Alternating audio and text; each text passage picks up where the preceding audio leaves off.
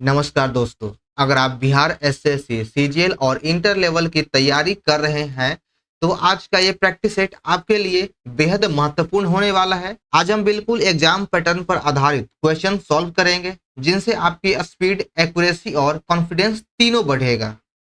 तो वीडियो के अंत तक जरूर देखें और अपना स्कोर कमेंट में बताएं। तो चलिए शुरू करते हैं आज का धमाकेदार प्रैक्टिस सेट नंबर 234। शुरू करने से पहले आप सभी लोग एक बार वीडियो को लाइक और चैनल को सब्सक्राइब करना ना भूलें। तो आइए देखते हैं पहला प्रश्न। इनमें से कौन ब्रिटिश के विरुद्ध लड़ने वाला जनजातीय नायक नहीं था? तो सही उत्तर हो जाएगा ऑप्शन नंबर सी, चितरंजन दास एक जनजातीय नायक नहीं थे। तिलक मांझी, कान्हू मुर्मू ये सभी जनजातीय नायक थे और सी आर दास इनमें से सही उत्तर हो जाएगा। स्वराज पार्टी की स्थापना चितरंजन दास और मोतीलाल नेहरू के द्वारा किया गया था। यहाँ से एक चीज और देख लीजिए कि सुभाष चंद्र बोस के राजनीतिक गुरु कौन थे? तो इनके सुभाष चंद्र बोस के राजनीतिक गुरु भी सी आर दास यानी चितरंजन दास हो जाएगा। यह एक पेशे से वकील भी थे। चलिए देखते हैं अगला प्रश्न। अंग्रेजों ने परिसीमन कानून क्यों पारित किया जिसमें कहा गया कि साहूकारों और रईतों के बीच हस्ताक्षरित ऋण बॉन्ड की वैधता केवल 3 वर्ष के लिए होगा? वही ऑप्शन को देखते हैं कि वे किसान की भलाई की कामना करना चाहते थे। बिल्कुल गलत है। अंग्रेज कभी किसानों की भलाई कभी नहीं सोचा। वे साहूकारों के लिए अधिक लाभ सुनिश्चित करना चाहता था। बिल्कुल गलत है। वे न्यायिक प्रणाली की पवित्रता की रक्षा करना चाहता है। ये तीनों ऑप्शन गलत है। जो परिसीमन कानून पारित किया गया उसमें से कोई भी ऑप्शन सही नहीं है। तो उपयुक्त में से कोई नहीं। अंग्रेजों के द्वारा जो परिसीमन कानून पारित किया गया था यह अत्यधिक ब्याज देने से रोकने के लिए 1859 ईस्वी में इसे पारित किया गया था। चलिए बढ़ते हैं अगले प्रश्न की ओर। भारतीय संघ के साथ भारतीय राज्यों के एकीकरण में किसने महत्वपूर्ण भूमिका निभाया था? तो भारतीय संघ के भारतीय राज्यों का एकीकरण में जो सबसे महत्वपूर्ण भूमिका रहा हुआ सरदार वल्लभ भाई पटेल का रहा और इनके जो सहयोग किए थे वह वीपी मेनन ने भी इनका बहुत सहयोग किया था और ये सरदार वल्लभ भाई पटेल के सचिव थे। आजादी के समय 550 देशी रियासत थे तो लगभग सभी रियासतों को आसानी से भारत में सम्मिलित कर लिया गया था, लेकिन 3 रियासत जो मुश्किलों से शामिल किया गया। पहला है जूनागढ़। जूनागढ़ को जनमत संग्रह के आधार पर इसे भारतीय संघ में शामिल किया गया। उसके बाद है हैदराबाद को पुलिस कार्रवाई के बल पर इसे भारतीय संघ में शामिल किया गया था। और तीसरा है जम्मू कश्मीर, इसे विलय पत्र पर हस्ताक्षर करके भारतीय संघ में शामिल किया गया था। सरदार वल्लभ भाई पटेल को भारत का बिस्मार्क भी कहा जाता है। इन्हें भारत का बिस्मार्क भी या लौह पुरुष कहा जाता है। चलिए देखते हैं अगला प्रश्न। कौन से यूरोपीय देशों ने भौगोलिक खोज प्रारंभ की जिससे अमेरिका, एशिया एवं अफ्रीका का उपनिवेश प्राप्त हुआ? तो भौगोलिक खोजों का जो प्रारंभ माना जाता है वह पुर्तगाल और स्पेन से शुरुआत हुआ था। इन्हीं के द्वारा अलग अलग देशों के समुद्री मार्ग का खोज किया गया। तो ऑप्शन नंबर 1 सही हो जाएगा।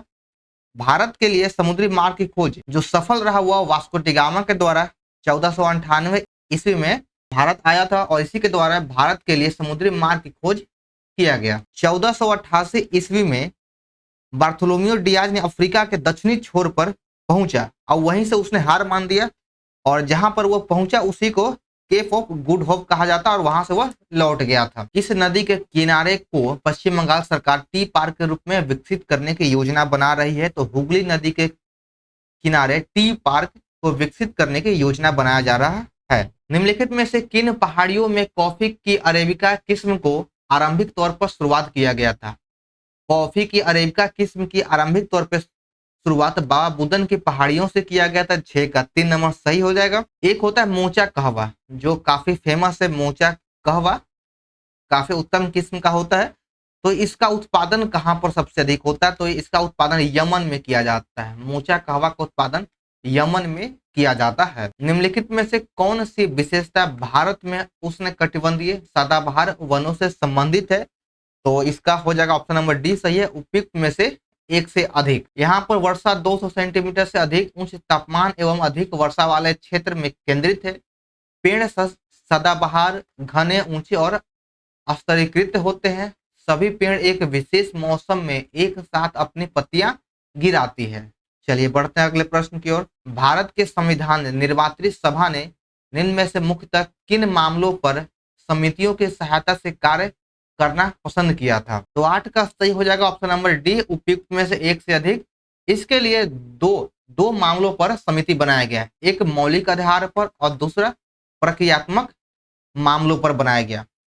इसमें से कुल मिलाकर के 22 समितियों का चयन किया गया था। 22 समिति का चयन किया गया, जिसमें मौलिक मामलों पर 12 समितियां थी और प्रक्रियात्मक मामलों पर 10 समितियों का चयन किया गया था। संपत्ति के अधिकार को कब हमारे मौलिक अधिकार से हटाकर विधिक अधिकार का दर्जा प्रदान कर दिया गया है? तो इसे 46वां संविधान संशोधन 1978 के द्वारा मौलिक अधिकार से हटाकर इसे विधिक अधिकार के रूप में ऐड कर दिया गया है। मौलिक अधिकार को भारतीय संविधान में यूएस यानी संयुक्त राज्य अमेरिका से ग्रहण किया गया है। संपत्ति के अधिकार पहले यह अनुच्छेद 31 के क में था, जो मौलिक अधिकार था। अब इसे वर्तमान में 300 के क में विधिक अधिकार के रूप में रख दिया गया है। जब मौलिक अधिकार का जिक्र हुआ तो आइए देख लेते हैं कि मौलिक अधिकार को संयुक्त राज्य अमेरिका से लिया गया है। इसका उल्लेख है भाग 3 में किया गया है। मौलिक अधिकार का उल्लेख भाग 3 में अनुच्छेद 12 से 35 तक किया गया है, जिसमें समता समानता का अधिकार, स्वतंत्रता का अधिकार, धर्म के विरुद्ध अधिकार और शोषण के विरुद्ध अधिकार, ये सभी 6 मौलिक अधिकार को वर्तमान में अभी 6 मौलिक अधिकार है। अगला प्रश्न है कि इनमें से किस पर लोकतंत्र का भविष्य निर्भर करता है? लोकतंत्र का भविष्य निष्पक्ष चुनाव पर निर्भर करता है। 10 का 1 सही हो जाएगा। लोकतंत्र का जो भविष्य है वह निष्पक्ष चुनाव पर निर्भर करता है, और अभी वर्तमान में कितना निष्पक्ष है या नहीं ये तो चुनाव आयोग पर ही डिपेंड करता है। जब अगर निष्पक्ष चुनाव नहीं होगा तो लोकतंत्र भी खतरे में है। चलिए आगे बढ़ते हैं और देखते हैं अपना अगला प्रश्न। जीवाणु के महत्व के संदर्भ में निम्न कथनों पर विचार करें। आइए देखते हैं कि दोनों में से कौन सा कथन सही है। अभी जो सेट चल रहा है 131 से, उसमें से कुछ प्रश्न आपके 8 से 10 प्रश्न कथन निष्कर्ष के रहेंगे, जिसमें से 2 कथन दिया गया और चुनना कौन सही है या कितने सही या कौन गलत है। तो इस सभी प्रश्नों से घबराना नहीं है, ये आपके लिए बेहतर है आगे के लिए। पहला कथन में कहा गया यह अपघटक होने के कारण पर्यावरण के शुद्धिकरण में अपना योगदान देता है एवं पर्यावरण में पोषक तत्वों के चक्रण को भी सुनिश्चित करता है। यह भोजन के सड़ने से लेकर जंतुओं, पादपों, मानवों में अनेक रोग उत्पन्न करते हैं तथा कभी कभी भूमि को बंजर भी बनाता है। तो इसमें से दोनों कथन सही है। निम्नलिखित कथनों को पढ़िए और सही कूट का चयन कीजिए। मैकलंग ने 1902 ईस्वी में टिड्डों में शुक्राणुओं में लिंग निर्धारण की प्रक्रिया को देखा था, बिल्कुल सही है। मैकलंग ने इसे विषम जात गुणसूत्र का नाम दिया, यह भी सही है। हेल्किंग ने लिंग निर्धारण के गुणसूत्रीय सिद्धांत पर भी कार्य किया। तो इसमें से तीनों कथन सही है, ऑल ऑफ दीज हो जाएगा, सही उत्तर है। अगला प्रश्न है चुनना कि इसमें से कौन सा कथन सही है। तो आपका इसमें से ऑप्शन नंबर 3 सही है। मेलिंग्रेट ट्यूमर मेटास्टेटिस को दर्शाता है, 24 का 3 सही है। जीएम फसलों का महत्व क्या है? जीएम फसलों का महत्व यहाँ पूछ रहा है, तो इसका महत्व होता है कि खाद्य वैक्सीन का विकास करना, लवण एवं सूखे के प्रति प्रतिरोधकता, रोग प्रतिरोधक किस्म का विकास करना, उच्च पोषक मूल्य युक्त फसल का विकास करना। आपका इसमें से 1, 2, 3 और 4 इसके महत्व यानी सही है, बाकी 5, 6 गलत है। टेस्टोस्टेरोन के संदर्भ में निम्नलिखित में से सत्य कथन कौन सा है? इसके संदर्भ में सही कथन कौन है? इसका स्राव वृषण में लैंडिंग कोशिकाओं के द्वारा होता है, बिल्कुल सही है। टेस्टोस्टेरोन एक मेल हार्मोन है जिसका स्राव वृषण के द्वारा होता है। यह हार्मोन नर में गौण लैंगिक लक्षणों को निर्माण में सहायक होता है और यह स्टेरॉइड प्रकृति का एंड्रोजन है। इसमें से तीनों कथन सही हो जाएगा। चलिए देखते हैं 35 नंबर।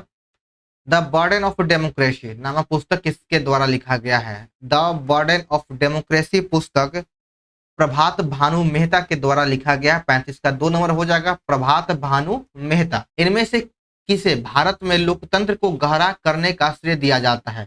भारत में लोकतंत्र को और भी गहरा करने का श्रेय पंडित जवाहरलाल नेहरू को दिया जाता है। 36 का 1 नंबर हो जाएगा। कुछ यहाँ पर एक आध 2 प्रश्न को देख लेते हैं। एक है सामुदायिक विकास कार्यक्रम। सामुदायिक विकास कार्यक्रम का शुरुआत 2 अक्टूबर 1952 को किया गया था। 1952 ईस्वी को किया गया था। और एक आपका है राष्ट्रीय प्रसार सेवा।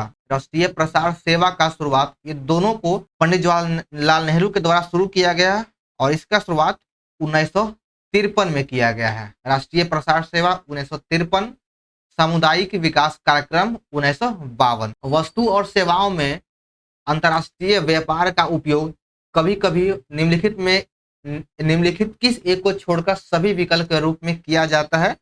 तो उपयुक्त में से कोई नहीं होगा।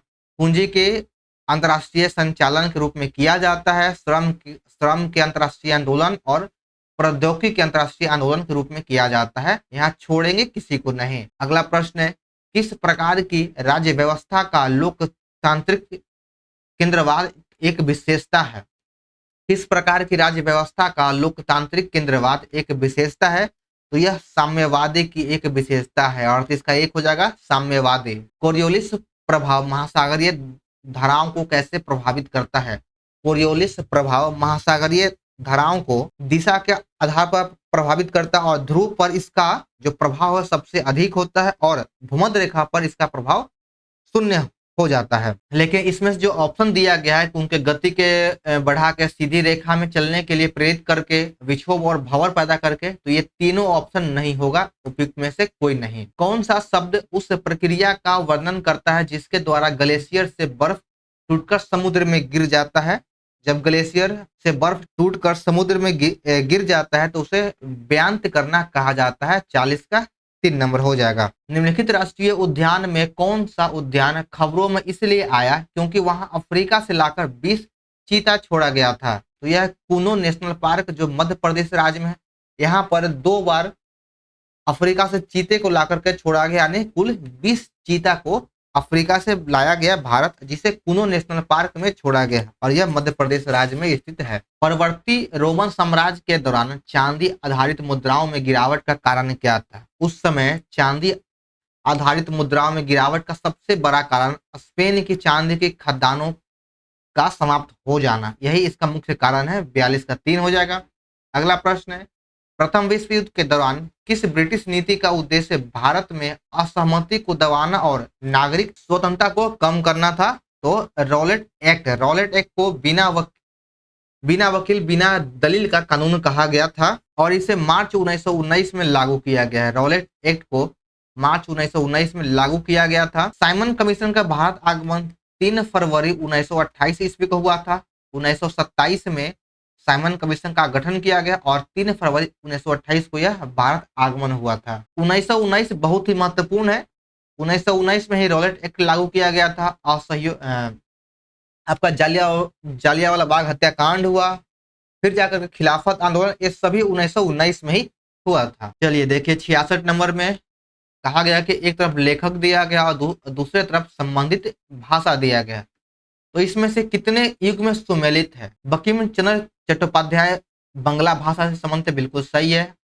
अप्पा राव तेलुगु, फकीर मोहन सेनापति उड़िया, के सुब्रमण्यम भारती तमिल, तो उपयुक्त में से सभी का मिलान सही है। आगे है कि निम्नलिखित में से एनी बेसेंट के द्वारा निकाले जाने वाले 2 अखबार कौन से हैं? एनी बेसेंट के द्वारा जो अखबार निकाला गया था उसमें से 2 कौन है? तो कॉमनवेल्थ और न्यू इंडिया, ये दोनों अखबार एनी बेसेंट के द्वारा प्रकाशित किया गया था, कॉमनवेल्थ और न्यू इंडिया। निम्न कथनों पर विचार करना है, आइए देखते हैं। और कह रहा कि इनमें से कौन सा कथन सही है? 1857 के विद्रोह की शक्ति हिंदू मुस्लिम एकता में निहित थी, बिल्कुल सही है। और सभी विद्रोहियों ने बहादुर शाह को भारत का सम्राट मानने से इनकार कर दिया था, बिल्कुल गलत है। बहादुर शाह को भारत का सम्राट उसमें माना गया था, तो ऑप्शन नंबर 2 गलत है। 1857 के विद्रोह के प्रमुख केंद्र दिल्ली, कानपुर, लखनऊ और झांसी इत्यादि था, तो इसमें से 1 और 3 सही हो जाएगा। वर्ष 1929 के लाहौर कांग्रेस अधिवेशन के संबंध में कौन सा कथन सही है?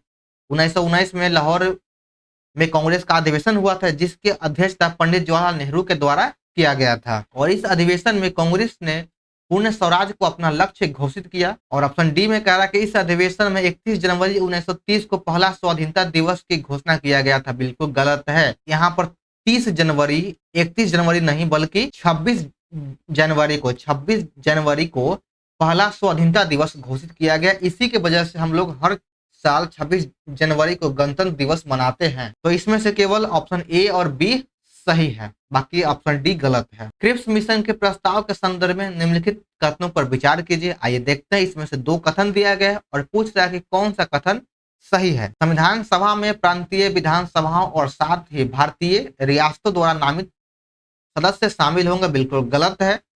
नया संविधान स्वीकार करने के लिए जो भी प्रांत तैयार नहीं होगा उसे यह अधिकार होगा कि अपने भावी स्थिति के बारे में ब्रिटेन के साथ अलग संधि पर हस्ताक्षर कर सकता है। इसमें से केवल 2 नंबर सही है। इसमें 2 कथन दिया गया और पूछ रहा कि कौन सा कथन सही है। तो वारेन हेस्टिंग्स मद्रास का प्रथम गवर्नर जनरल था और वारेन हेस्टिंग्स के समय रेगुलेटिंग एक्ट को लाया गया था। तो इसमें से केवल 2 नंबर सही है कि वारेन हेस्टिंग्स के समय 1773 ईस्वी का रेगुलेटिंग एक्ट लाया गया था, लेकिन यह मद्रास का पहला गवर्नर नहीं था। केवल 2 नंबर सही है। नई आर्थिक नीति 1991 के अंतर्गत वित्तीय क्षेत्र में किए गए सुधार के संदर्भ में निम्न में से कौन सा कथन सही है। तो इसमें उपयुक्त में से सभी कथन सही हो जाएगा कि भारतीय और विदेशी निजी बैंक की स्थापना का अवसर दिया गया। बैंक की पूंजी में विदेशी निवेश की सीमा 74% कर दिया गया। व्यापारी बैंक, म्यूचुअल फंड और पेंशन कोष को भी भारतीय वित्तीय बाजार में निवेश की अनुमति दी गई। चलिए देखते हैं अगला प्रश्न। इसमें 6 ऑप्शन दिया गया और पूछ रहा है कि उपयुक्त में से कौन आसियान के सदस्य देश शामिल है। तो सबसे पहले ये देख लीजिए कि आसियान के बारे में जान लेते हैं। आसियान की स्थापना 1967 में किया गया था और इसके 11 देश है। आसियान में वर्तमान में 11 देश शामिल है और इसका मुख्यालय जकार्ता में स्थित है। ठीक है, यह था आसियान के बारे में। अब देखते हैं कौन कौन सा देश शामिल है। इसमें इंडोनेशिया हो जाएगा, लाओस, फिलीपींस और वियतनाम। ये आपका 4 ऑप्शन सही है। जापान और चीन नहीं है। बाकी बचे आपके 7 देश, 4 यहाँ पे और 7 देश का हम नाम बता रहे हैं। इंडोनेशिया, लाओस, फिलीपींस, वियतनाम हो गया। बाकी बचे हैं मलेशिया, फिर सिंगापुर आ जाएगा, सिंगापुर, थाईलैंड हो जाएगा, ब्रुनेई, म्यांमार और कंबोडिया और एक लास्ट में हो जाएगा पूर्वी तिमोर। ये सभी 11 देश आपके आसियान में है। कौन कौन हो जाएगा? Indonesia, Philippines, Laos, Vietnam, Malaysia, Singapore, Thailand, Brunei, Myanmar, Cambodia और पूर्वी तिमोर। तो कूट में इसका सही उत्तर हो जाएगा ऑप्शन सी, 1, 2, 3 और 6। चलिए देखते हैं अगला प्रश्न। भारतीय रुपए के अवमूल्यन के संबंध में निम्न कथनों पर विचार कीजिए। तो 74 का सही हो जाएगा ऑप्शन नंबर। केवल 2 ऑप्शन सही है। स्वतंत्रता से अब तक भारतीय रुपए में 3 बार अवमूल्यन किया जा चुका है। पहली बार 1949 में किया गया था। तो ऑप्शन नंबर 1 और 2 सही है। तीसरा ऑप्शन गलत है। क्यों? क्योंकि रुपए का अवमूल्यन अंतिम बार 1990 में नहीं बल्कि 1991 में किया गया था, इसलिए ऑप्शन 3 गलत है। भारतीय रिजर्व बैंक की दर कम करने के फलस्वरूप क्या होगा? जब हम भारतीय रिजर्व बैंक के दर को कम करेंगे तो बाजार की तरलता बढ़ जाती है। 75 का 1 नंबर सही हो जाएगा। बाजार की तरलता बढ़ जाएगी। लिपिड पाचक एंजाइम की कमी या निष्क्रियता के कारण मस्तिष्क के कोशिकाओं में लिपिड के संचय से कौन सा रोग होता है? तो इसके संचय से टे-सैक रोग होता है। 87 का 3 हो जाएगा टे-सैक रोग। निम्नलिखित युग्म में कौन सा युग्म गलत है? इसमें से ऑप्शन नंबर 2 गलत है। यूरिया का उत्सर्जन कीट नहीं करता है बल्कि यूरिया का उत्सर्जन स्तनधारी के द्वारा किया जाता है। स्तनधारी के द्वारा यूरिया का उत्सर्जन किया जाता है। यूरिक अम्ल का उत्सर्जन पक्षी करता है। अमोनिटैलिक या अमोनिया का उत्सर्जन ट्रेडपोल करता है और यूरिया का उत्सर्जन हाथी करता है या फिर स्तनधारी करता है। तो इसमें से ऑप्शन नंबर 2 गलत था। चलिए देखिएगा 89 नंबर। इसमें कह रहा है कि निम्नलिखित में से प्रकाश के प्रकीर्णन के अनुप्रयोग की पहचान कीजिए। ठीक है, खतरे के संकेत का लाल रंग प्रकाश के प्रकीर्णन की वजह से होता है, बिल्कुल सही है। सूर्य समय से पहले सूर्योदय और विलंब तक सूर्यास्त का दिखाई देना, यह प्रकाश के अपवर्तन की वजह से होता है। तारों का टिमटिमाना भी प्रकाश के अपवर्तन की वजह से होता है। टिंडल प्रभाव यह प्रकीर्णन की वजह से होगा और सूर्य का लाल और आकाश का नीला दिखाई देना यह भी प्रकीर्णन की वजह से होता है। तो इसमें से सही हो जाएगा ऑप्शन जो अनुप्रयोग है वह 1, 4 और 5। यहाँ कूट में दिया गया है 1, 4, 5 सही है। दूरी और विस्थापन के संबंध में निम्नलिखित कथनों पर विचार करें। तो 90 का केवल 1 नंबर सही है।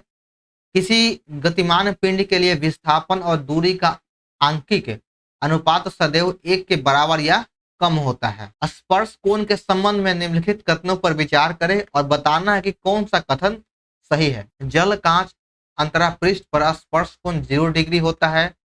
मरकरी कांच पर अंतरा पृष्ठ 140 डिग्री या इससे अधिक होता है। यदि मेनकिस नौ चंद्र उत्तल है तो द्रव मरकरी पारा। तो इसमें से तीनों ऑप्शन सही है। Sodium, magnesium, aluminium, silicon, phosphorus, sulphur, chlorine और आर्गन आधुनिक आवर्त सारणी के डैश आवर्त से संबंधित है। तो ये सभी का संबंध तृतीय आवर्त से हो जाएगा। 92 का 2 नंबर सही है। चलिए अब देखते हैं 101 नंबर। गंधार कला शैली के अंतर्गत किसकी जीवन की तरह मूर्तियां बनाई जाती है? तो गंधार कला शैली के अंतर्गत बुद्ध का मूर्ति बनाया गया था। 101 का 1 हो जाएगा। अगला प्रश्न है, मोहनजोदड़ो पाकिस्तान के सिंध प्रांत में पुरातत्व स्थल है। तो मोहनजोदड़ो का अर्थ क्या होता है? तो इसका अर्थ मृतकों का टीला या फिर मृत पुरुषों का स्तूप होता है। यहाँ पे जो भी ऑप्शन में दिख जाए मृत, वही सही है। मोहनजोदड़ो का खोज, इसकी खोज कब किया गया? तो इसकी खोज राखल दास बनर्जी के द्वारा 1922 ईस्वी में किया गया था और यह सिंधु नदी के किनारे स्थित है। अगला प्रश्न है, निम्नलिखित रचनाओं और उनके रचनाकार का सही मिलान करें। रियाज उस लातीन यह गुलाम हुसैन सलीम के द्वारा किया गया था। तारीख शेर शाह की रचना अब्बास खान सरवानी के द्वारा किया गया।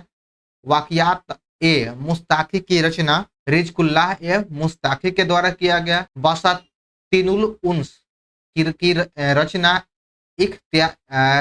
इख्तनसान देहलवी के द्वारा किया गया है। इसका सही उत्तर हो जाएगा ऑप्शन नंबर बी। मनोहर पारिकर युवा वैज्ञानिक पुरस्कार 2025 में किसे दिया गया? तो यह पुरस्कार साई गौतम गोपाल कृष्णन को दिया गया है। 4 का 1 नंबर सही हो जाएगा।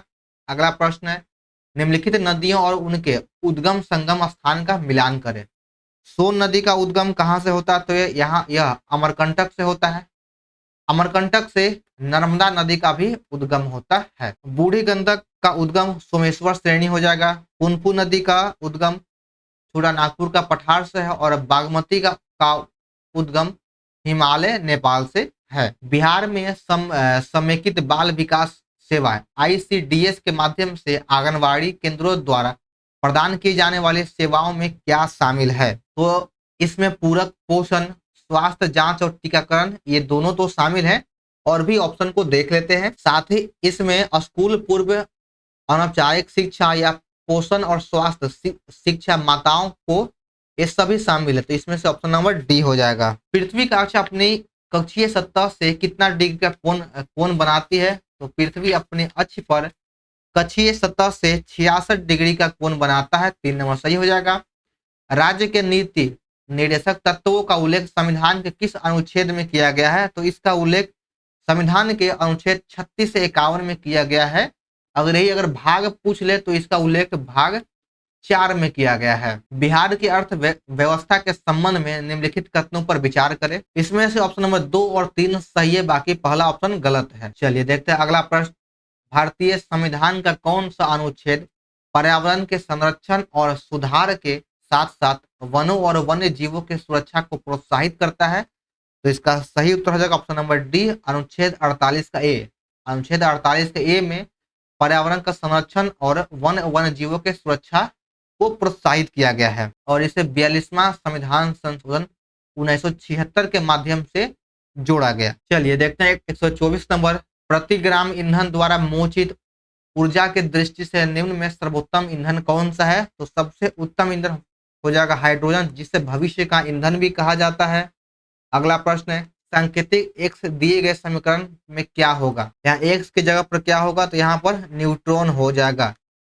अब यहाँ पर सभी का खोज देख लेते हैं। न्यूट्रॉन के खोजकर्ता हो जाएगा चैडविक, पोजिट्रॉन का एंडरसन। समान ताप एवं दाब पर सभी गैसों के समान आयतन में समान संख्या में होते हैं क्या?